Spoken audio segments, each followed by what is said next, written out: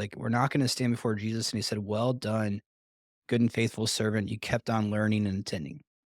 Right. Like, that's just not what Jesus called it. So there comes a point even for people where it's like, in order to do the disciple making, which is the greatest call that you get to do, you may need to do less attending. And I think that's, again, a super error where people are like, attending is not the goal. You have one verse that says continue meeting together. But Right. the mission is to make disciples. Hey friends, welcome to the 1000 Houses podcast, where we encourage and equip households to make disciples in and through the home. Every episode, you'll hear interviews, teachings, and conversations around what it looks like to turn your home into a hub for mission, community, and discipleship. If you'd like to learn more about what entering into a season of coaching might look like for you and your household, visit 1kh.org for more info. Let's jump into today's episode.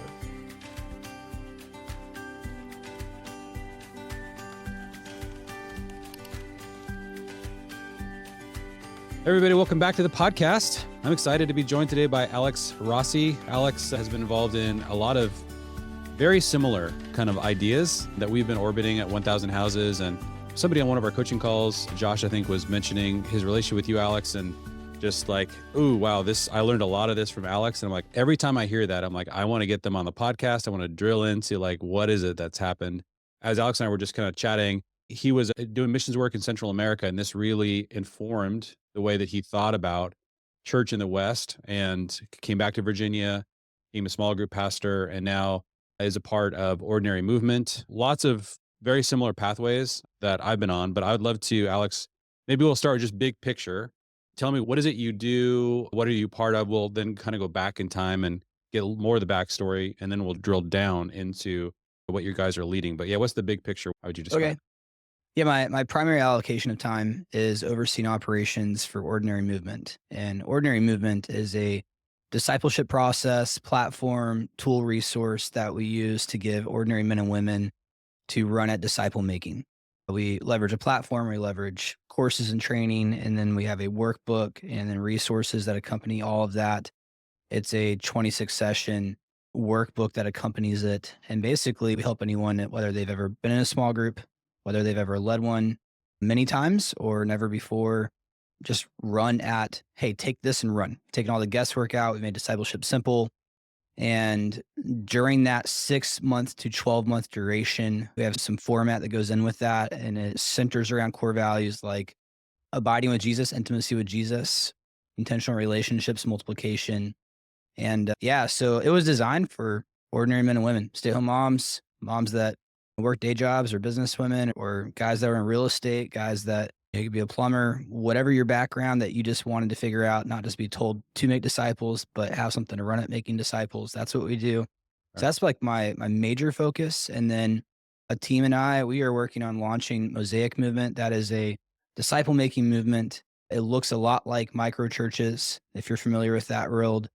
And we just kind of publicly made that accessible to people, and we're running at that. So that's a small allocation of time. That's what we do as church. Okay. And then my wife and I are also just involved in different business ventures. Yeah. Okay. And tell me just one layer deeper on the business ventures, just out of curiosity. What are you guys doing? Yeah. So I'm a realtor, Okay. and then my wife is a brand consultant and designer. Okay. And we also have a small marketing agency. So somewhere between real estate, investing, marketing agency, a lot of different things have popped up over the years, and we love all of Nice. that. What's the name of the marketing agency? It's called OMS. So OMS. Mission Strategies. I think it's actually, we've been doing it for a while. We made a website. It's Okay. leverageoms.com. LeverageOMS.com. Got it. Yeah. Very cool. Okay.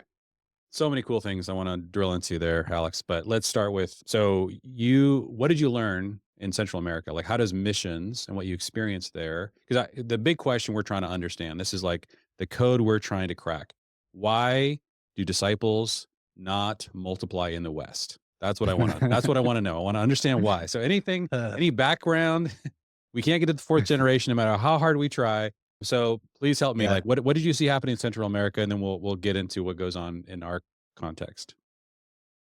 Okay. That's such a great question. I talked with a leader yesterday about this. And I'm going to get back to your, like, what did I learn in the Yeah. missions thing? I was just casting a vision for him yesterday about, like, what is he doing after he finishes this investment of discipleship with the 8 guys he's had for an entire year. And he's like, well, I don't want to keep hanging out with them. I want them to multiply, and I'm going to lead another group and disciple guys. Which I was like, that's a great problem to have. It's only a problem because I would love for him to lead another group and disciple more men, but he was missing this other new great value and opportunity of becoming a mentor of disciple makers, Mm. and seeing himself as a mentor, not just for them, but then their next layer of leaders, and then stage of leaders to that fourth generation, like you said. And it got into a conversation about mentorship. And the reality was he's just never been mentored. He's gone to church and then been invited to be a small group leader and maybe had a little bit of mentorship and capacities in that way. And he's never in his world heard anyone talk about actually mentoring disciple makers or mentoring people into generations deep. Mm. It was like, he was like, what are you talking about? Where do I even learn about this? Mm. So it was like a foreign language for someone. Mm. And so why do we not see disciples become disciple makers? Is I think it's a lot has to do with church model and how we practice church and mindset around church. So back to then, like, what did we do in Central America? How did that inform that? In Central America, we did pioneer missions. It started off with indigenous people up in the mountains of Mexico. They spoke Nahuatl as their second language. Mm. And we would hike village to village, looking for villages that had either no established churches or no believers. And we would go door to door and ask if we could share about Jesus. We'd share the gospel. And sometimes that would be being, the door shut, rejected, threatened. Sometimes it was like, yeah, we want to learn more. And other times someone would like give their life to Jesus on the spot. So when someone was interested, open, a seeker, wanted to learn more, or when someone gave their life to Jesus, then all of a sudden we'd return to that village every week. Mm. And we would do house visits and explain what it meant to follow Jesus and who Jesus is. And we would be bringing, in the context where I arrived, like I was mentored by someone in doing this that was a pioneer missionary. And he already had some people that he had raised up as national leaders or was still raising up. And so like they would be with us. And we would just continue to have them also help lead the conversation, help have them try to teach, have them share their testimony, have them share the gospel, continue to give them room to actually just do what we do and work ourselves out of a job and mentor and coach them while we did this. Okay. And we had a lot more capacity to do this because we were fully supported missionaries doing this every day. But these guys that were doing it with us as often as they could, they were farmers. And so when they were with us, they were choosing not to farm, to be with us, hiking to a village to do this. And so we just brought them along. They watched us. And if you're familiar with like D square language, like they watched us do it. And then we began to have them help us do it. They began to do it. We'd coach them. And then we just began to celebrate them doing it. And then while that's happening, we're actually doing the work of reaching unchurched people and then doing the house visits, discipling them. They're discipling them with us. And then oftentimes we inevitably, by us continuing to go through that community door to door, or by discipling these people, and people would then come, or we'd invite people to join us, or they'd be like, hey, couldn't you share this with my cousin? What would end up happening in the ideal scenario that was really cool to see would be, next thing you know, you have 3 to 5 families in a village. You're doing all these house visits, and you get to the point where you can't keep up with the house visits. That then culminates into the day where it's like, let's talk to a family that has a nice big patio in the front of the house, and let's have everybody meet at that house. And we're going to do a service, is what we'd call it. And we did more of like the traditional service. Like we do worship outside. Like I couldn't sing, still can't. Like whatever it would look like, we do prayer, we do worship. And then we would do a teaching on a passage of the Bible on how to follow Jesus and who Jesus is. And so, yeah, and then we would just continue to do this whole discipling them and looking for people we felt like God was raising up in the leaders and having them then learn how to pray and learn how to share the gospel. And it usually started with someone who was brand new, like having them go with us on house visits, having them learn how to share the gospel. And just continues to replicate until you have these national leaders who then are actually doing everything that we do, and they can do it on their own. I didn't know about like DBS, DMM stuff. If people are familiar with that language, disciple making movements, discovery Bible study. Yeah. I just knew what I had come into back in like 2010, and because it was being done and was taught how to do it. And so I think that then probably informed my like, wow, this is church planting and this is disciple making. And when we would talk to pastors in the States, or I would listen to conversations with pastors and our director at that time, there was this clear disconnect where it was all about the Sunday morning service. And they were like, we don't know how to even begin to do what you do Mm. in the States, because they felt like it had to be kind of the like go door to door house visits. And so it just seemed like there was this Mm. huge chasm between what we did in church planting and disciple making and discipleship, and then what the Western church does, Yeah. for growing, thriving kind of ARC model churches. And I at that time was really young, just was clueless. I'm like, okay, well, I don't know. I guess we just do it differently. Mm. So that was probably that first stage. Okay. Awesome. Very cool. So you guys learned a lot. You saw, okay, this does work, and you can see how it multiplies. You bring on these apprentices, you have the visits, you start churches, churches start churches. You kind of can see how movement could naturally flow. Then Yeah. you start turning your attention to America, and you see that the church models themselves sort of preclude or create an obstacle to this kind of natural movement. And so now you're back. Take me from the mountains of Mexico back to the States, and then, like, what did you first start trying? And, yeah, walk me through a little bit about, yeah, what happened next. Yeah. We thought we were going to go to Iraq. That door closed. We Okay. landed in Fredericksburg, Virginia. I got involved in real estate at that time. Did not want to be in ministry. Was invited to be a pastor. Said no. God convicted me. Said yes. Joined on staff. Did all sorts of crazy roles. And then the one that, well, let me say, like, I did not start with small groups and discipleship. I started with a lot of things. Beginning was youth and connections. So just that whole front of the house, greeters parking everything, and then seeing some of the challenges in church, and just like I was in survival mode coming out of like, support raised missionary, trying to figure out what to do with my life, and just got into this. And then I quickly just kind of, between real estate and trying to get my family and even be able to start a family in a commuter driven area south of DC, lost sight of just the discipleship thing. This is part of, I guess this is a pivotal part of the story. Mm. And I took everything, my business savvy that I was learning in real estate, and was like, hey, I see, elevation. I went to Inside Elevation. I got involved in the church planning conferences. And there was a point where I just went all in. Like, I want our church top of Google page one. And I want the church growth that we see other churches having, because I love our church. Like, it wasn't like out of like total vanity. It was like, I believe in disciple making, church growth. And like, it was like church growth. And if you have church growth, clearly you have disciple making and people get saved. So I went like all out, and we did that.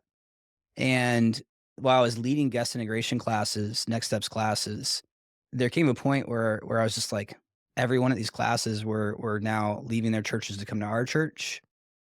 And I realized these weren't people who like our church were leading to Jesus. They were just people who, wherever they weren't happy at their last church for whatever thing that they wanted, and now they were hoping they would get it here. And we were helping them get integrated. And it was a concern to me. That was kind of like the first like Okay. flag popped Okay. up. Very cool. Yeah, that's And frustrating to go from missions where you're like, okay, I know we're here to reach the lost, we're taking new ground for the kingdom, to like church growth strategies that are primarily creating transfer growth. Okay. And then, yeah, where did that take you next? yeah, so I became the small groups pastor.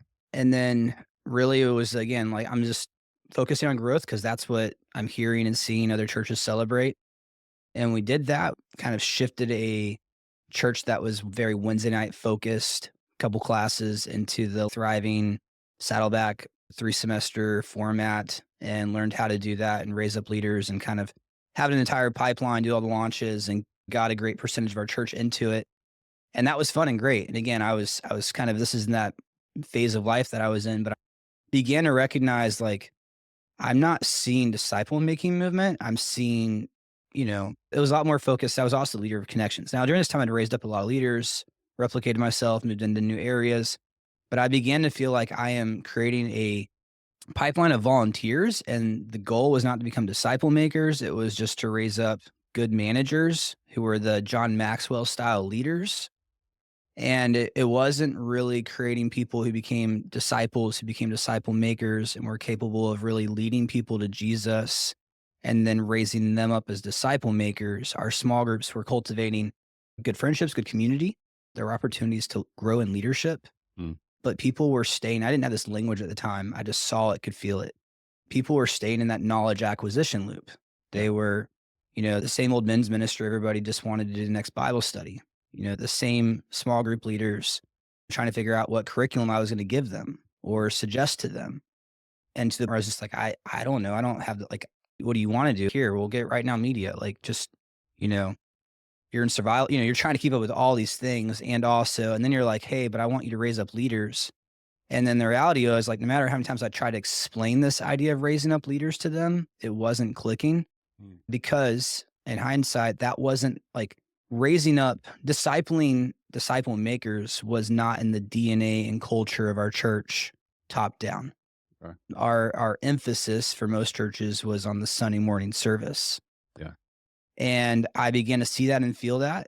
COVID happened. And I think that was the like, oh my gosh, like if the church can shut down and everybody all of a sudden this falls apart because we can't do Sunday morning service, that for me was the major like, this doesn't feel right. And I had watched Chan shift from leading his entire mega church and his reasons for shifting into their micro church movement. And all of his reasons were like, everything he said resonated with me. And it was one of those like, maybe I'm not crazy. That actually validates what I think God is speaking to me, even though it's entirely counter church culture. Mm. Yeah. So, Let me put a pin on a couple of things you said there, and then we'll okay. hit the next part of the story. So it sounds like you're transitioning the church from more like a Wednesday night service, it sounds like, to small groups. When you begin to build up small group leaders, what really small groups need are sort of middle managers, John Maxwell style middle managers of a large machine, not necessarily replicating disciple makers. There's a natural tension that I think a lot of church people have not wrestled with between the kind of fractal organism multiplying that happens when these things are sort of natural and the top down hierarchical large organization and trying to create small groups and middle managers and small groups. So you're watching this happen. COVID hits, you read Francis's book on letters of the church and like what they transitioned. And so starting to ask deeper, uncomfortable questions that we're not supposed to ask this stuff, Alex, because now at this point, yeah, this sort of like sounds like you're getting close to the red pill moment. So yeah, what happens next? Yeah. I had a moment where during staff meeting, I realized we weren't talking about discipleship or disciple making. Hmm. And the epiphany was when I realized I'd been on staff for however many years. You did staff meetings for, 2 to 5 hours every week, one day a week with your entire staff. And we never once, not even once, like the entire staff meeting was actually about how are we helping people become disciple makers. I love the church that we were at, and then I have a great relationship with that pastor, and I've asked him to even be a part of this next season of our life. And so I'm in a very candid way sharing that not as a slight on that church. That's just church culture. Right. Because there was so much the events, the programs, and Sunday morning service. That was so much of the burden and the focus to where we couldn't ever be very intentional about creating pathways to help people become disciple makers. And disciple making had to fit into these quadrants that didn't really empower people and cast vision for what natural, organic, self-sustaining discipleship and disciple making would look like. And I guess even that then with having been the connections person, I realized, I wonder how many people I've robbed and kind of in the sense that they had the capacity to do way more disciple making, but I set the bar low in that, hey, you could just be a great leader on a Sunday morning of the greeters, Mm. which is beautiful that their heart is serving and they're just doing what we're inviting them to do. But there's the few people on staff doing all the ministry and disciple making.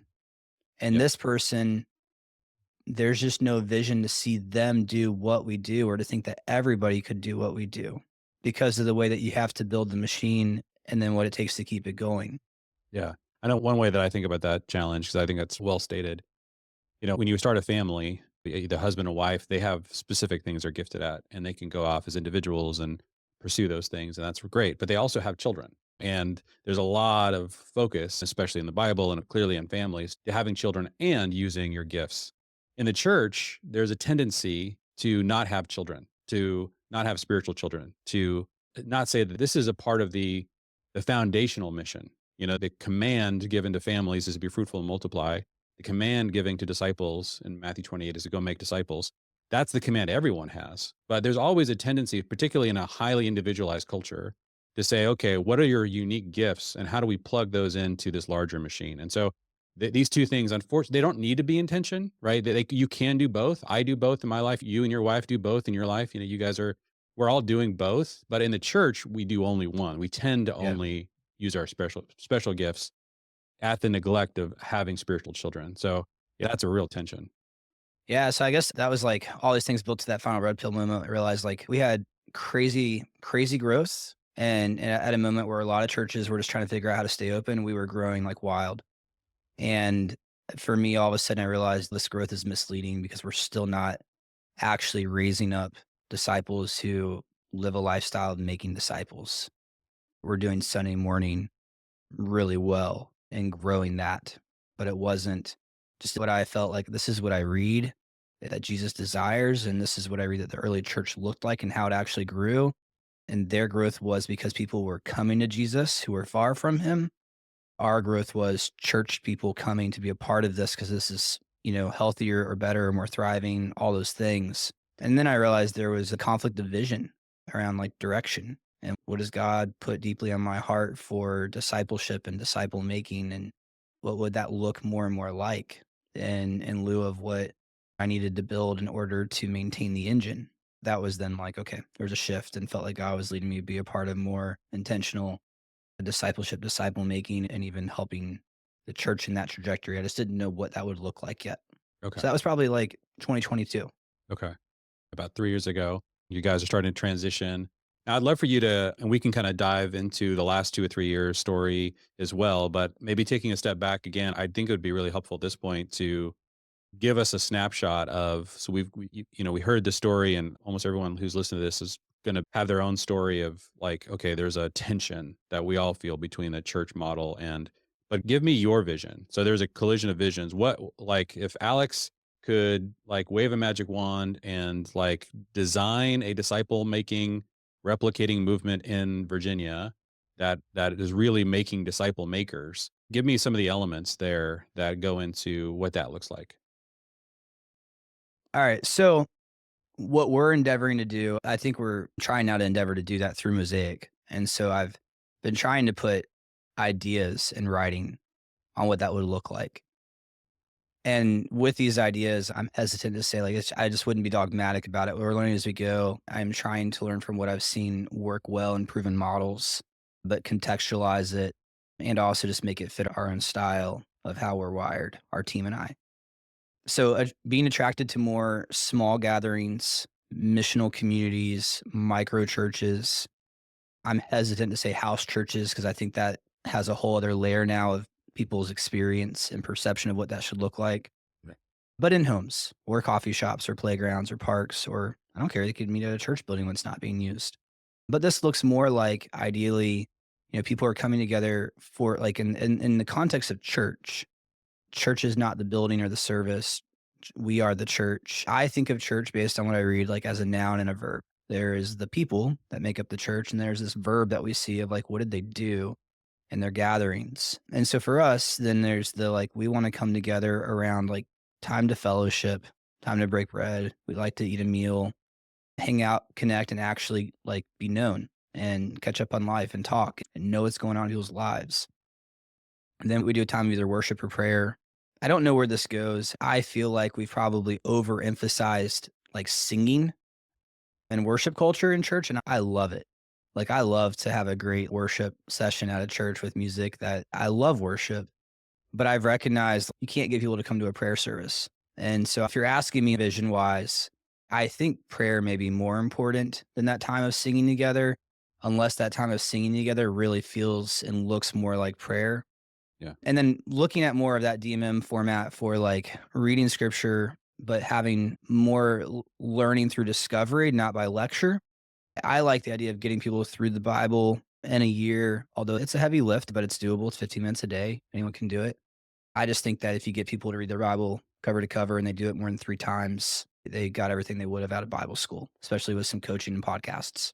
And so you give your structure, hey, we're all reading through the Bible, your gatherings are working with that same synchronization so you can resource around that and use that for fodder.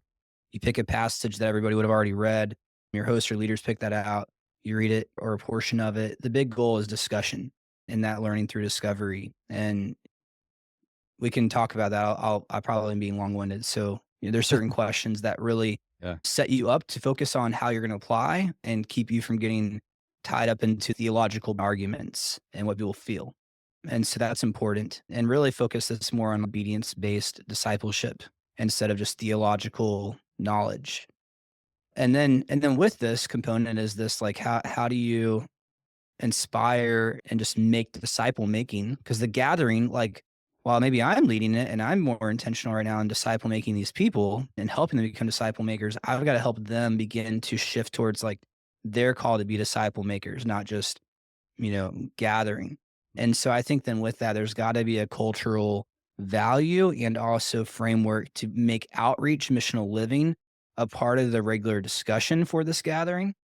We're looking at what does it look like every other month to like the whole evening is going to be, that's when we do our group, is an evening, is going to be around like how's disciple making going.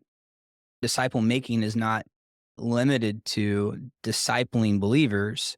Disciple making is also broad enough to include outreach of how are you reaching out to unchurched people and helping people figure out like where do they lean into in this season? Is it discipling the people that God has given them more in this format of gathering?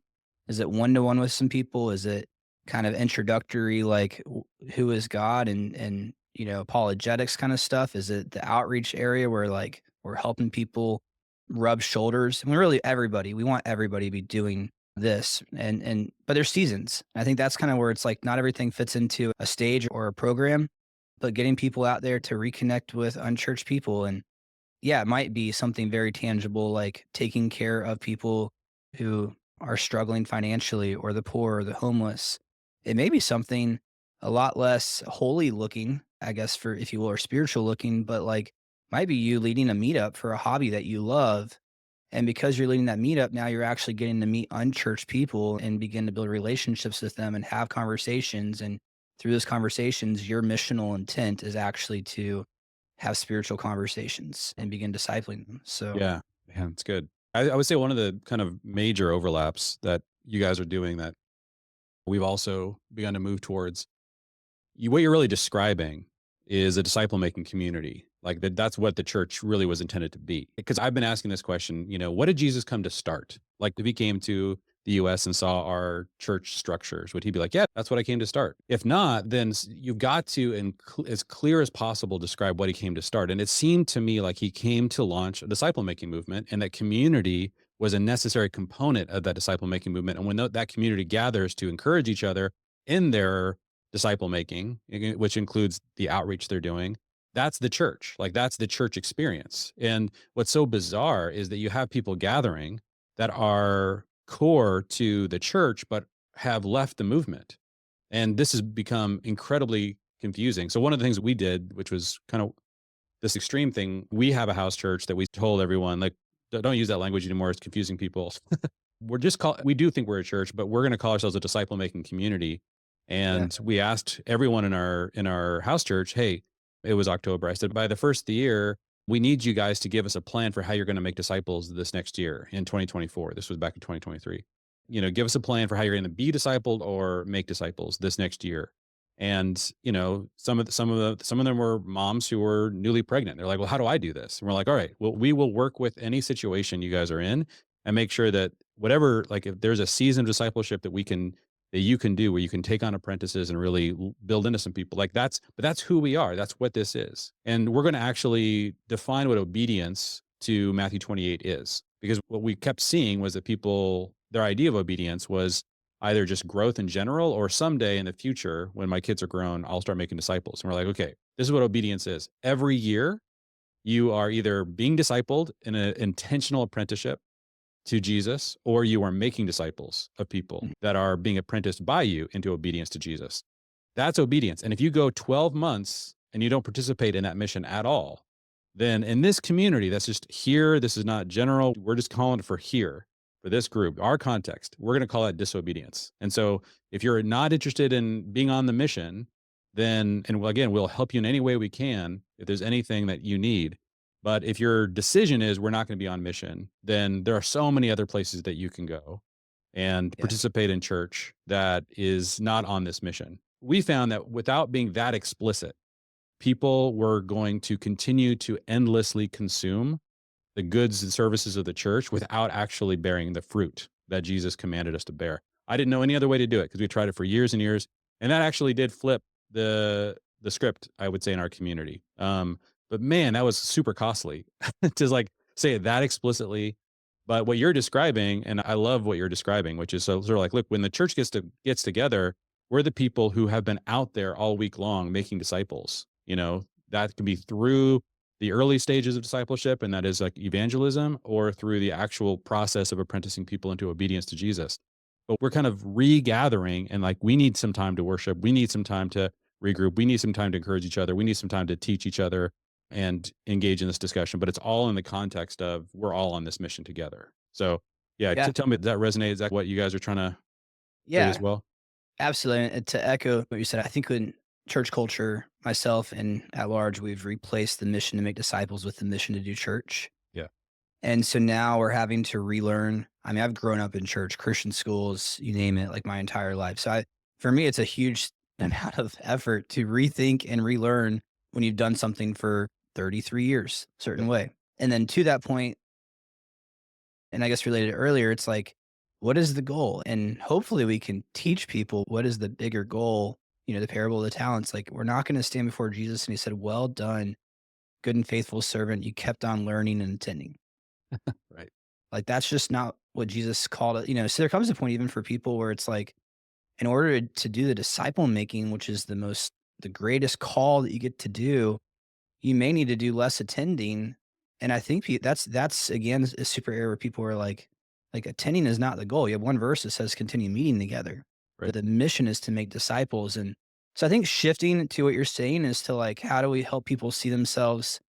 If their group isn't full of like brand new Christians and people that are being newly discipled, but they're wanting to do this, how do they see themselves not as a house church, but as a missions team?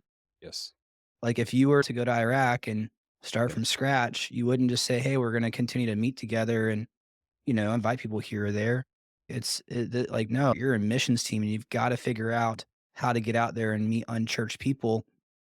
And if your schedules don't allow it, maybe instead of meeting every week like you normally would for the classical, traditional worship, pray, and read scripture, might be that you flip the script and say, "Hey, we're a missions team and we all are in communication and we're being very strategic and leveraging our time to actually like reach unchurched people, and then we're gonna bring it back in together and do discipling."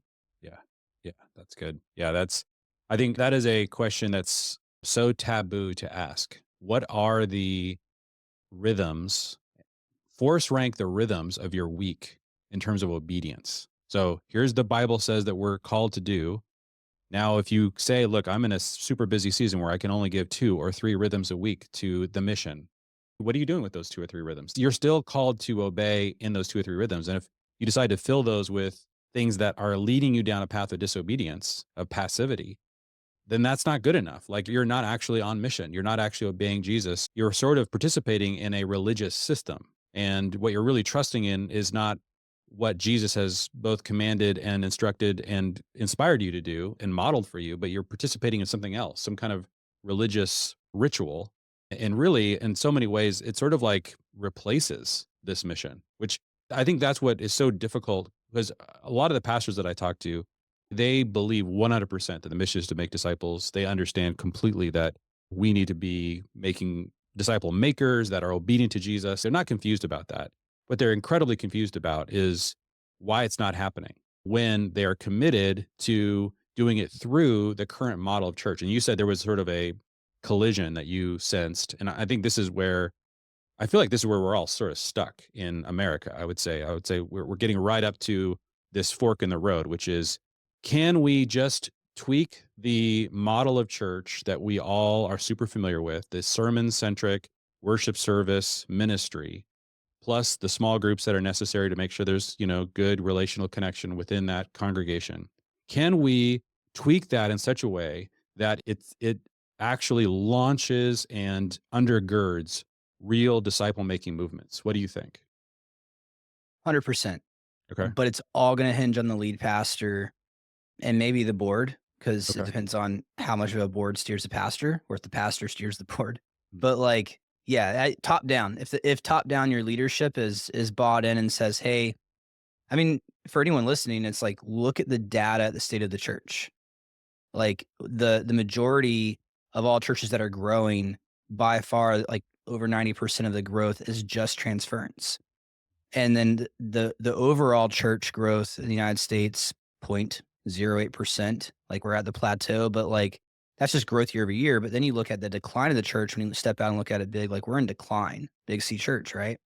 And so at some point you have to say, like, is this really working? Not that church is dying, but like, are we being effective at the mission and people really owning that? And then if you look at the data and you look at the results and you say, like, at what point do you have to have a hard conversation and say what we're doing is no longer working at disciple making Mhm. with the end goal? I think a lot of like right now it's confusing. There's the buzz, like discipleship became a trending buzzword again.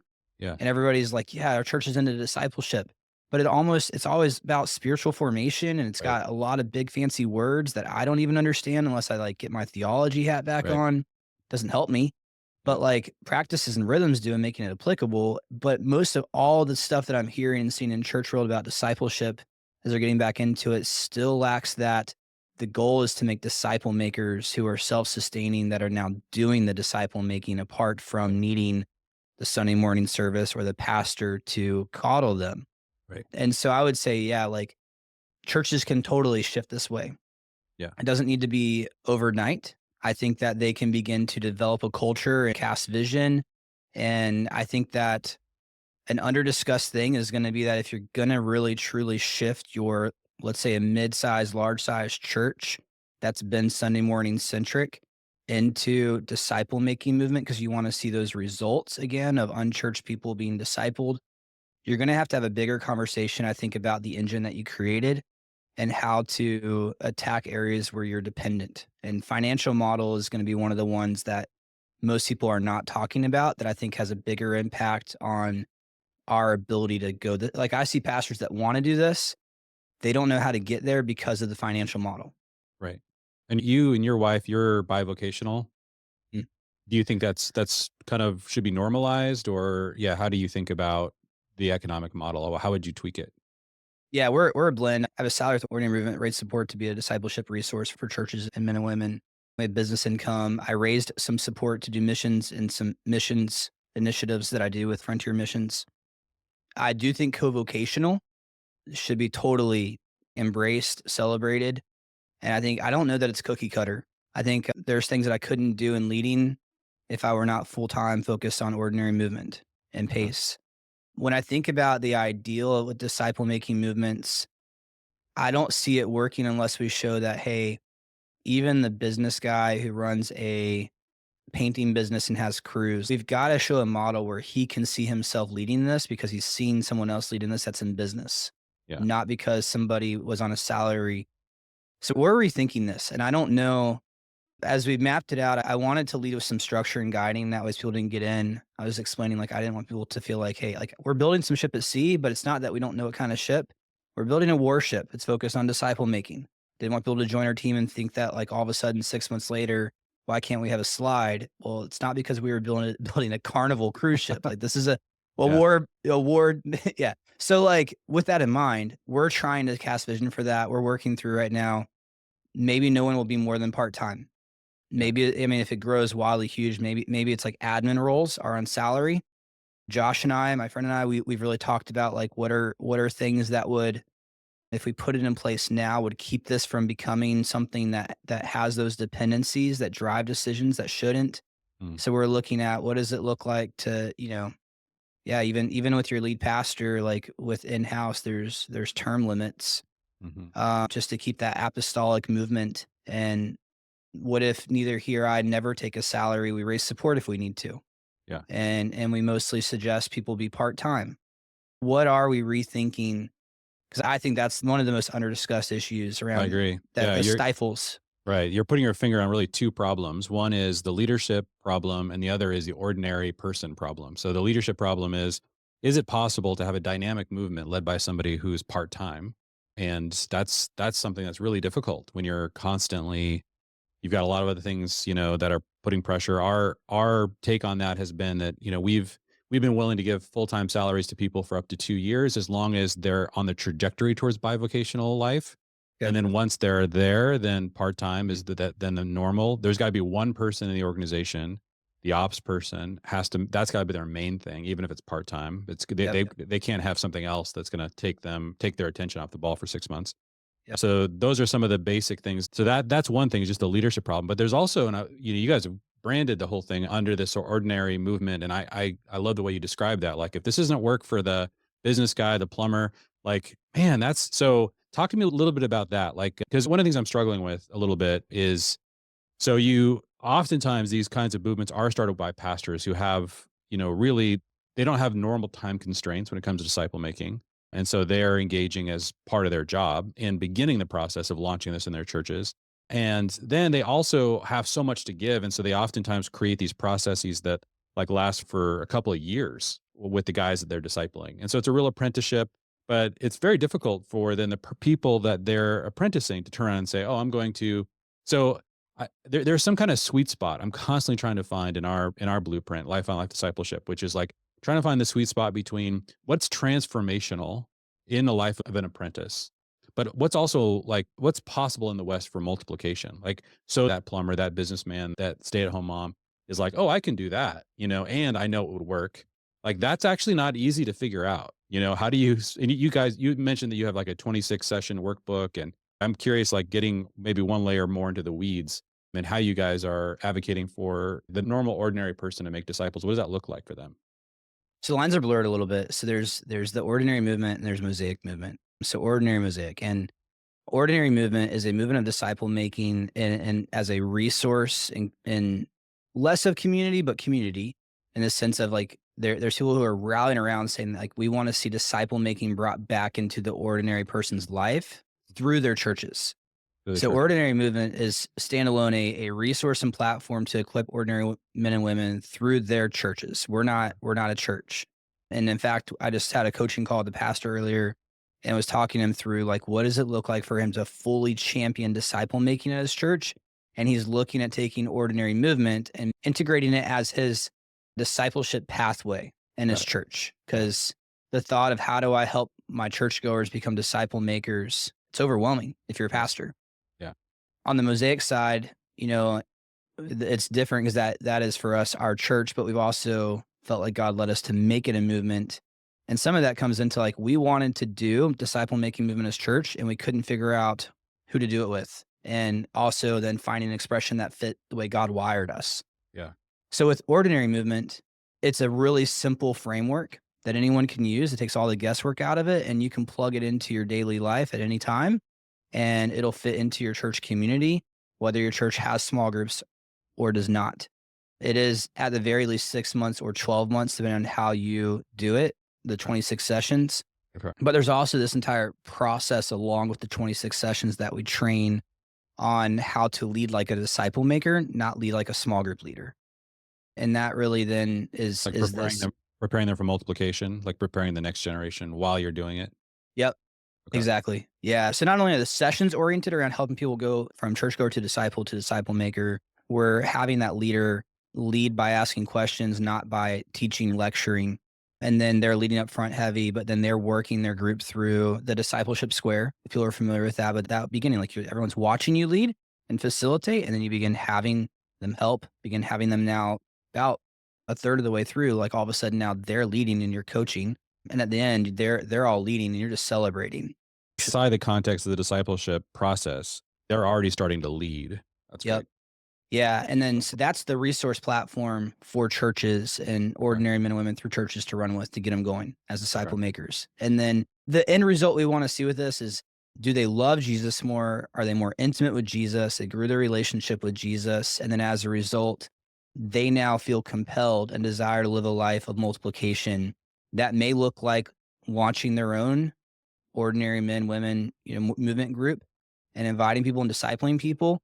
It may look like them figuring out a different area that God's leading them to disciple make in and outreach or church leadership but really like we feel like Those are the, how are we going to measure this? Right now we're on the like, did they grow closer to Jesus, and did it compel them to live a lifestyle of disciple making Okay. where they're no longer going to be a consumer in Christianity? So on the Mosaic side, Well, can I ask real quick yeah. on that side of things, what are you guys seeing in terms of generational fruit? I know this is fairly new, but how is the multiplication going and what are you bumping into? Are you finding that people are taking this to the second, third, fourth generation, or do you find that there's things that might need to prop up or re-stimulate that growth in the West?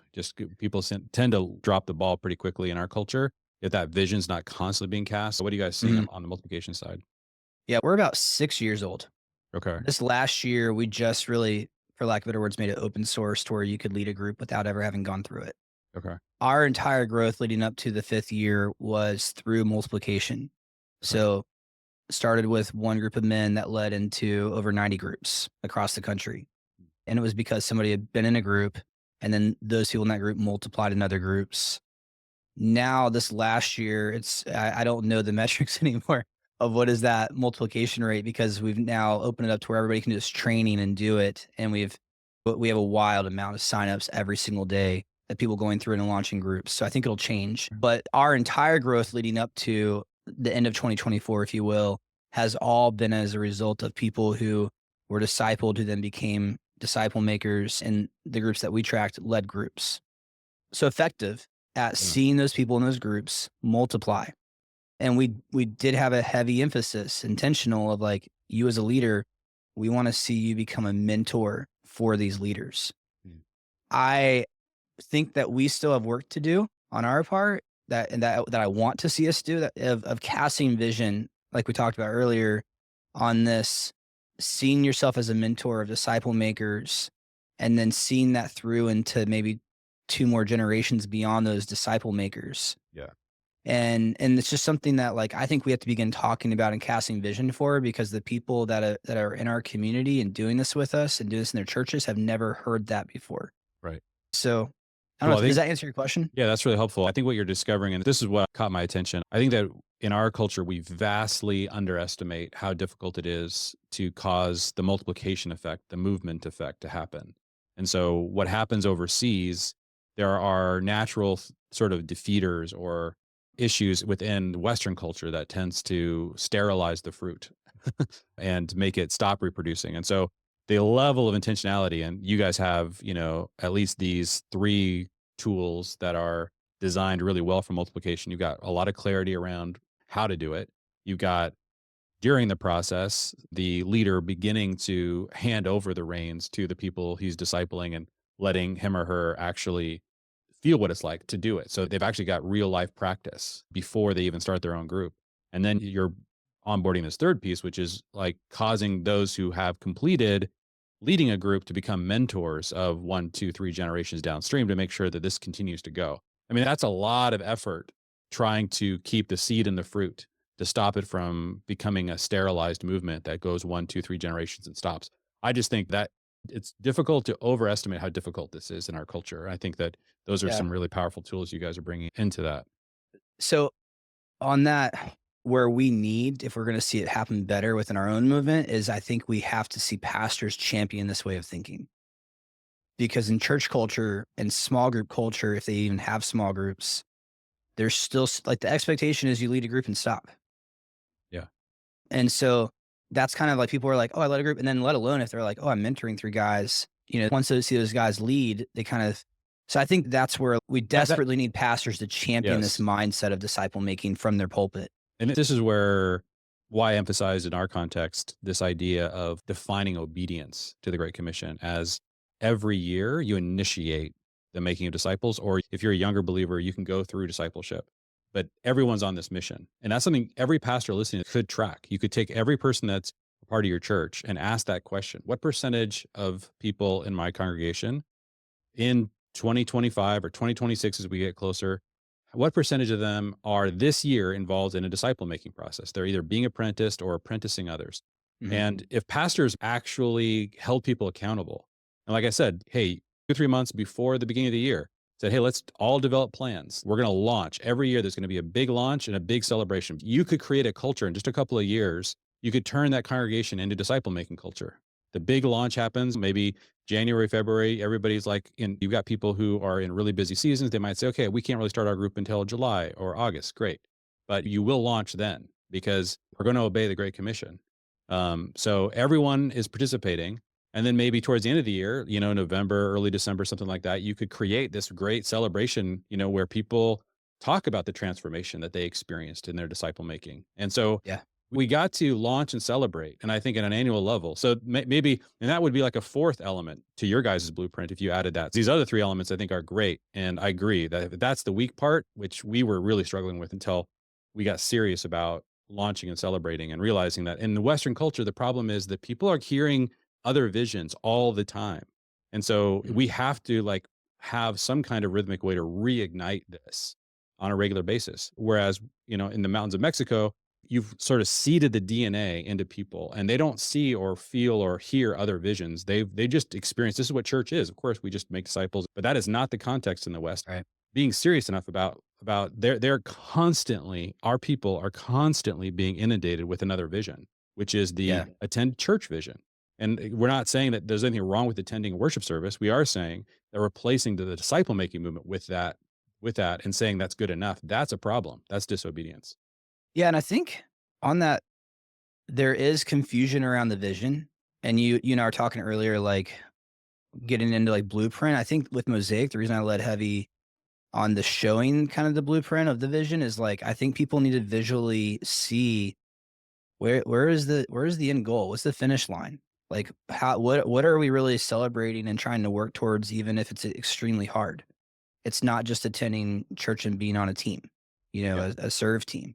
I think people need to visually see this roadmap and hear about it often and talk about it often and consider where they are in the roadmap and understand the roadmap visually. And I think that resonates with what you're saying Right. because it is so countercultural to the church is where I go on Sunday, where I give and attend. Yeah. Yeah. That collision is very real. So, and I think that what happens, and one of the things that I guess you guys are experiencing as well, is that when you have an entire community of people that are they've made disciples, they're on the disciple making movement, there's evangelism and discipleship kind of integrated as a part of it, then it starts to become this experience of church of like, we are a team that gathers to encourage each other through our time together, using the different gifts to encourage each other. But church sort of can become something a little more of like this sort of small, simple body micro church. Like to me, that's and what you guys are exploring with Mosaic and launching with that. It seems to say, look, there are these two paths, and you've got kind of the traditional church model that needs to activate everyone to make disciples, but there's also a micro church expression that can be really effective, assuming that we're going micro in order to keep people actively on the mission. So tell me a Yeah. little bit more. I don't know if you have a few more minutes. I know we're a little over time. Yeah. Are you No, good I'm for a good. little bit? Okay. I'm So good. yeah, give me a little bit more on Mosaic. I'd love to hear what the vision is there. I feel like I should say, preface, like the vision of Mosaic came out of looking at hearing about. So I got deep into frontier missions, advocacy, and mobilization. For anyone who's listening, like 40% of the world still has no access to Jesus. Only 3% of missionaries go there. And as I began to feel compelled to share that story and mobilize, I learned about the underground church in Iran. It's the fastest growing church in the world, predominantly led by women. And I was like, what is going on there? And then I began to hear about this thing called DMM. And then I was like, what is DMM? And you're scouring Google and trying to figure out what it is. And there's all these different definitions and ways of doing it. And then I came across finally the Contagious Disciple Making book by David Watson. He's the guy that founded DMM, and he would tell you this is what it is. But, ultimately he's given it to everyone, and there's all these beautiful different expressions of it. So we are an expression of disciple making movement, and it's this framework and model with principles that he used when he was a frontier missionary that resulted in over 100,000 churches, 1.2 million people baptized, and it's all micro church for the most, house church, like it's missional communities, it's raising up national leaders. And then looking at like we engage with like We Are Church, trying to figure out what they do, Tampa Underground, trying to figure out what they do, and seeing who we could join, how this works, what's working, all the different micro disciple making movements and micro churches are two different things. And you know that. So anyone listening, like a micro church is not necessarily a disciple making movement. It might just be a house church that meets in a coffee shop.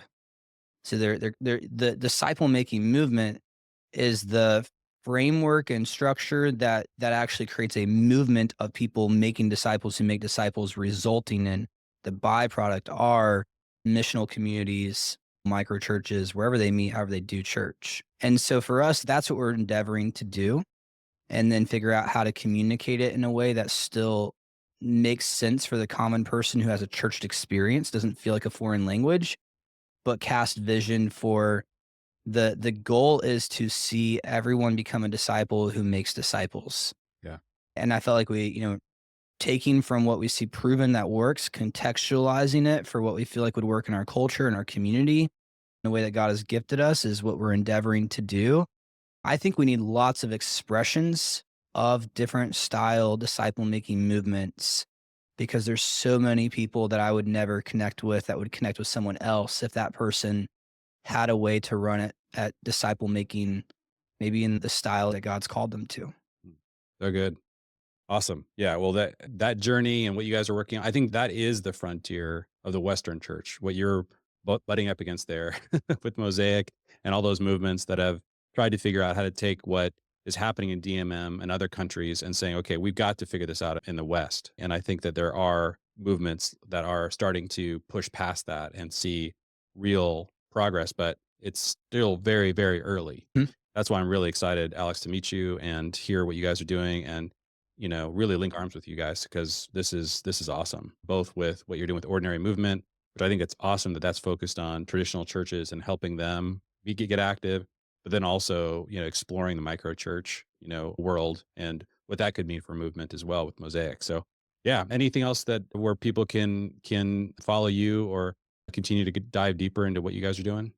Yeah, ordinarymovement.com. That's the resource for anyone who's looking for a disciple making resource to run with. Join mosaicmovement.com. That's the movement that we're doing. And, Josh, Janine, they were a large part of like us. Brittany and I knew this was something that God was leading us to, and they also came alongside and knew this is what they wanted to do. And they were like, we know we're going to do it. So they also knew they were going to do it no matter what. And so, yeah, so we're in Ladysmith, but we've made it to where like our goal is we're going to see this happen. If people feel like they're trying to figure out who to run with and do this, join us, we'll coach, we'll train, run with us for as long as you want. And then it might be a great fit. And otherwise it might be a kind of a launch pad for however God leads you to create a movement. So yeah, would love to support anyone any way, even if it's just like you and I had a discussion. Like some of it, I think what people need to do is just really work through this and talk through it and wrestle through it and figure it out and see how God's leading them to do it. And they need a time and space and people who just need that community that know this is where God's leading us, but we don't quite know how to get there yet. But we want to be challenged, inspired, and encouraged to do it. And we're available. Awesome. So good. Alex, thank you so much for jumping on here today. It's been great getting to know you. Also, leverage OMS, the on mission strategy, is what your wife's doing with branding. What you guys are, everything you publish is so beautiful and awesome. I assume she's got a part of that. So yeah, so excited to see you guys are an awesome team. So yeah, great meeting you. Thanks for jumping on here today. Likewise. Thank you so much, Jeremy. Well, friends, thanks for listening to today's episode. If you'd like to learn more about 1,000 Houses or discover what a season of coaching might look like for you and your household, visit 1kh.org. We'll see you for the next episode.